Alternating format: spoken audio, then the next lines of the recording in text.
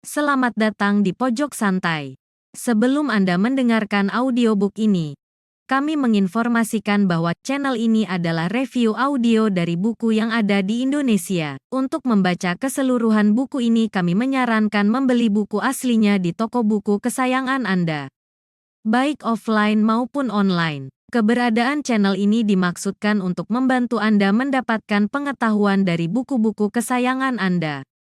Jangan lupa untuk subscribe, like, dan komen. Selamat datang di Pojok Santai, channel khusus yang membahas komik dan novel dengan cara asyik.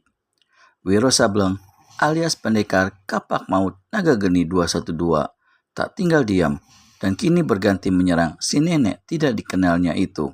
Siapa lebih unggul? Yuk cari tahu di video berikut ini.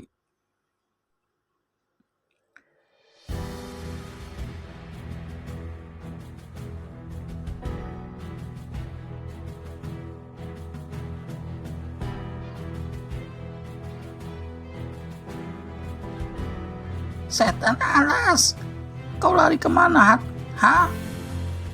Teriak nenek-nenek itu. Di belakangnya terdengar suara tertawa.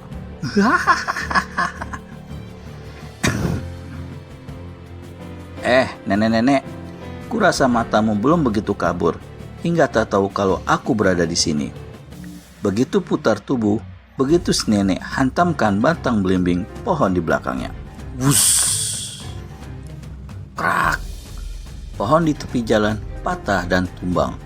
Wiro Sableng yang tadi memang melompat dan berdiri di salah satu cabang pohon itu berkelebat ke pohon lain dan berdiri di salah satu cabangnya sambil tertawa-tawa mengejek. Setan alas, apa kau kira aku tidak sanggup mengejarmu ke atas sana, hah? Teriaknya seraya lemparkan pohon belimbing ke tepi jalan, kemudian melompat sebat ke cabang pohon di mana Wiro berdiri. Tapi kemangkalannya jadi bertambah-tambah, karena begitu ia menginjak cabang pohon, Wiro Sableng sudah lenyap dari cabang itu. Dan bila dia memandang ke bawah, maka dilihatnya si pemuda berdiri bertolak pinggang di jalan kecil, cengar-cengir ke arahnya. Si nenek sampai melengking nyaring saking gemasnya.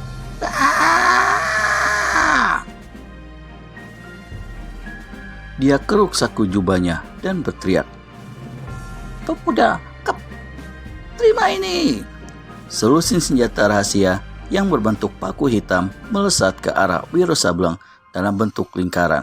Wiro pukulkan tangan kanannya ke atas. 6 paku mental jauh, sedang 6 lainnya amblas ke dalam tanah. Di saat itu pula, si nenek sudah turun ke tanah kembali dan kirimkan serangan berantai ke arah Wiro. Nenek, ilmumu memang tinggi, tapi aku tak begitu suka bertempur dengan orang lain tanpa alasan. Apalagi kalau tidak tahu asal-usul dan namanya. Pemuda, jangan jual kentut. Kau tak akan kulepaskan hidup-hidup, hardik si nenek. Kembali, dia kirimkan selusin paku hitam dan susul dengan serangan berantai. Pendekar 212 angkat kedua tangannya. Saat itu, pertempuran sudah berjalan 30 jurus lebih. Wiro kini tak mau main-main lagi. Begitu kedua tangannya dipukulkan ke muka, maka gelombang angin yang laksana topan menderu. Inilah pukulan benteng topan melanda samudra. Yang kedasatannya bukan saja membuat selusin paku hitam itu mental, tapi juga membuat si nenek terguling di tanah sampai 6 tombak. Belum lagi sempat bangun, Wiro memburu tak kasih ampun. 2 tangannya melesat ke pangkal leher si nenek, siap untuk menotok. Tapi lebih cepat dari itu, si nenek keluarkan sebuah benda berbentuk bola berwarna hitam.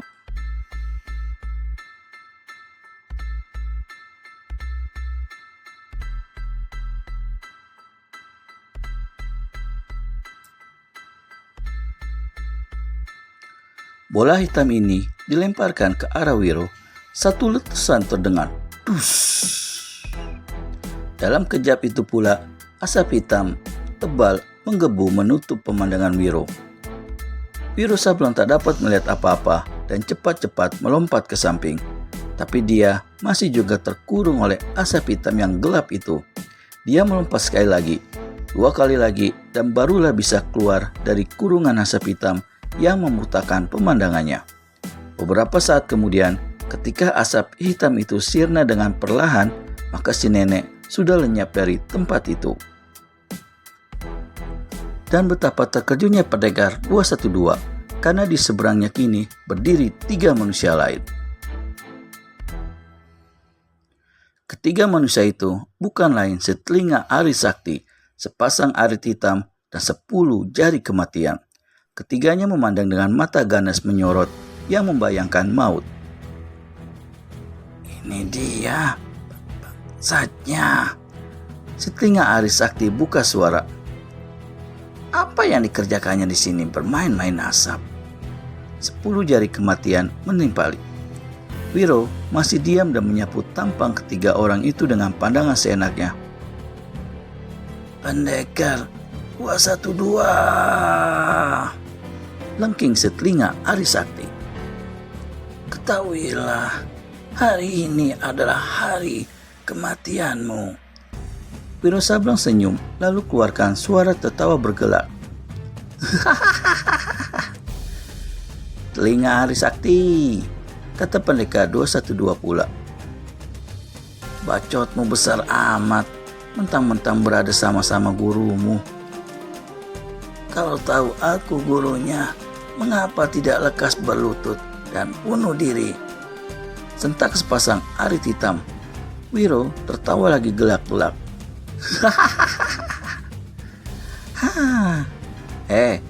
Orang gila pun disuruh bunuh diri tidak bakalan mau. Dan kau lebih gila. Dan pada sepasang arit hitam, 10 jari kematian lambaikan tangannya dan berkata, kau tak usah banyak bicara lebar kawan-kawan. Mari kita berebut cepat memisahkan kepala dan badannya. Wiro rangkapan tangan di muka dada. Kalau tak salah penglihatanku, bukankah kau yang berjuluk 10 jari kematian? Gurunya si pendekar terkutuk, pemetik bunga yang tempo hari di tanganku. Pemandanganmu memang tajam, pemuda gendang. Muridku mati di tanganmu. Hari ini aku datang meminta jiwamu. Wiro geleng-gelengkan kepala. Katanya, akhir-akhir ini banyak sekali manusia-manusia yang begitu inginkan jiwaku. Sebut-sebut segala urusan jiwa, seakan-akan jiwanya sendiri adalah jiwa yang bersih polos. Jangan pidato, bentak sepasang arit hitam. Siapa bilang aku pidato? Sahut Wiro ketus. Aku cuma bicara biasa kok. Kemudian pendekar 212 berpaling pada 10 jari kematian. Dengar ya, 10 jari kematian, katanya. Muridmu itu seorang manusia bernafsu besar, doyan perempuan kelas 1. Bagaimana kalau hari ini kuberikan seorang perempuan cantik padamu? Apakah kau bersedia melupakan urusan kita? Merahlah para 10 jari kematian. Darah di kepala mendidih mendengar ejekan itu. Dia maju 1 langkah. Kau memang tak layak hidup lebih lama, bentaknya. Kelima jari-jari tangannya dijentikan ke muka. 5 sinar hitam yang menggigitkan melesat mengeluarkan suara menggaung. Inilah ilmu jari penghancur sukma yang dahsyat. 1 jentikan saja, ganasnya bukan main, apalagi sekaligus 5 jentikan. Dan dilancarkan oleh tokoh penciptanya sendiri yang berilmu tinggi. Dengan cepat, pendekar 212 melompat ke udara. 4 larikan sinar hitam berhasil dihindarkannya, tapi sinar yang kelima tak sanggup dielakkan. Sinar ini menyapu kaki kiri pendekar 212. Wuss! Kaki kiri itu dengan serta-merta menjadi hitam. Wiro Sableng terguling di tanah, merintih kesakitan. Meski tubuhnya kebal segala macam racun, namun dia masih khawatir. Begitu jatuh, dengan cepat Wiro totok jalan darah dan urat-urat di siku kaki kirinya. Dengan terpincang-pincang, pendekar 212 bangkit berdiri. Di saat itu, si telinga Ari Sakti dan sepasang harit hitam memburu dengan senjata di tangan, sedang 10 jari kematian melompat sebat, menjambak rambut gondrong Wiro Sableng, siap untuk memutir kepala pendekar itu. Gawat! Bisakah Wiro Sableng alias pendekar kapak maut naga geni 212 selamat dari 3 serangan 3 tokoh sakti itu? Temukan jawabannya di video selanjutnya hanya di channel Pojok Santai. Segera subscribe dan tekan tombol lonceng untuk mendapat notifikasi video terbaru dari kami. Terima kasih dan sampai bertemu kembali.